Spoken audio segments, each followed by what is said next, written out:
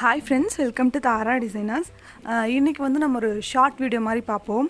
இது வந்து நான் நெட் கிளாத்தை எப்படி வந்து ரவுண்ட் ஃப்ரேமில் வந்து ஃபிக்ஸ் பண்ணலாம் அப்படிங்கிறத பார்க்கலாம். நெட் கிளாத் பார்த்திங்கன்னா கொஞ்சம் ஒர்க் பண்ணுறதுக்கு நார்மல் கிளாத்தை விட கொஞ்சம் கஷ்டமாக தான் இருக்கும்.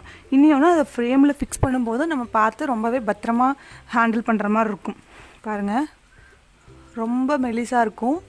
ஸோ நம்ம எக்கு தப்பாக இழுத்தோம் அப்படின்னா நம்மளுக்கு டேமேஜ் ஆயிரும். ஸோ பார்த்திங்கன்னா இன்னர் ரிங்கில் இந்த மாதிரி சுற்றியிருக்கேன். இதெல்லாம் வந்து டேமேஜ் வராமல் இருக்கிறதுக்காக தான். இன்னொன்று நம்ம இந்த அவுட்டர் ரிங் இருக்கும் இல்லையா, இதுலேயுமே வந்து இந்த இடத்துல லைட்டாக க்ளூ எடுத்துகிட்டு இது ஃபுல்லாக வெறுமனே தேய்ச்சி விட்டுட்டோம் அப்படின்னாலும் அது ரொம்ப அந்த எங்கேயாச்சும் டேமேஜ் அந்த மாதிரி ஏதாச்சும் இருந்தாலும் அது துணியில் பட்டு கொஞ்சம் டேமேஜ் ஆகாமல் இருக்கும். இப்போது இந்த மாதிரி போட்டுட்டு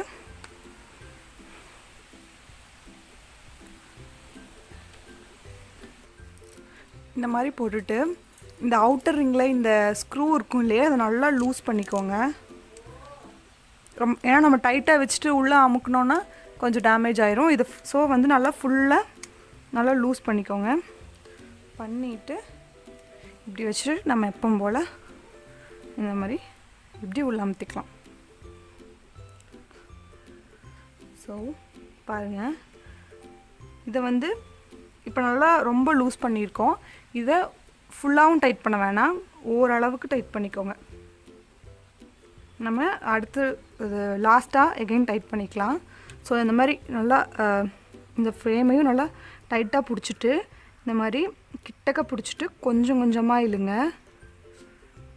தெரியுதா? இந்த மாதிரி டைட்டாக பிடிச்சிட்டு கொஞ்சம் கொஞ்சமாக இழுக்க ஆரம்பிங்க. ஸோ அப்படி இழுக்கும்போது தான் நம்மளுக்கு டேமேஜ் வராது. ஸோ இந்த மாதிரி இந்த இடத்த இப்படி டைட்டாக பிடிச்சிக்கோங்க. பிடிச்சிட்டு கொஞ்சம் கொஞ்சமாக இழுக்க ஆரம்பிக்கலாம்.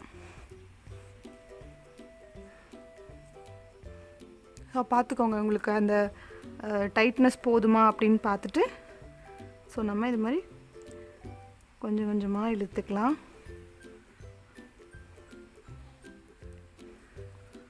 ஸோ இதே மாதிரி இப்படி பிடிச்சிக்கோங்க. இந்த ஃப்ரேமையும் பிடிச்சிட்டு கொஞ்சம் கொஞ்சமாக இழுக்கணும்.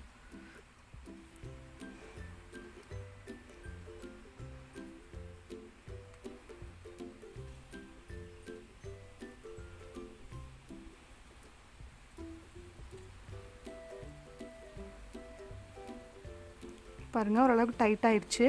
இது மாதிரி ஃபுல்லாக இழுத்துட்டு அதுக்கப்புறம் இந்த இடத்த உங்களுக்கு எவ்வளோ டைட்டாக வேணுமோ அவ்வளோ டைட்டாக பண்ணிக்கலாம்.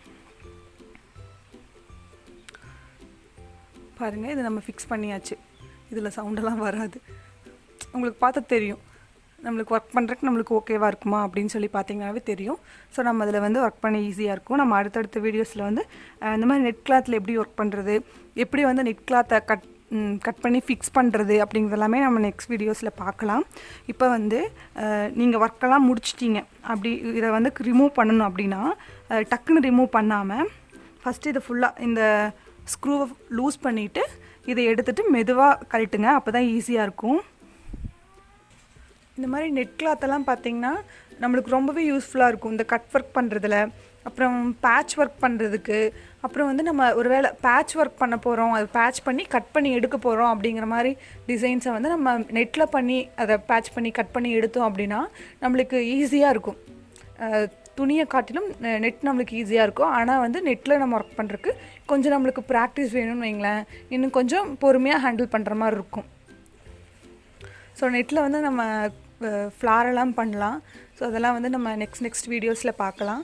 ஸோ இந்த வீடியோ பிடிச்சிருந்தா யூஸ்ஃபுல்லாக இருந்தால் மறக்காமல் சப்ஸ்கிரைப் பண்ணுங்கள். தேங்க்ஸ் ஃபார் வாட்சிங்.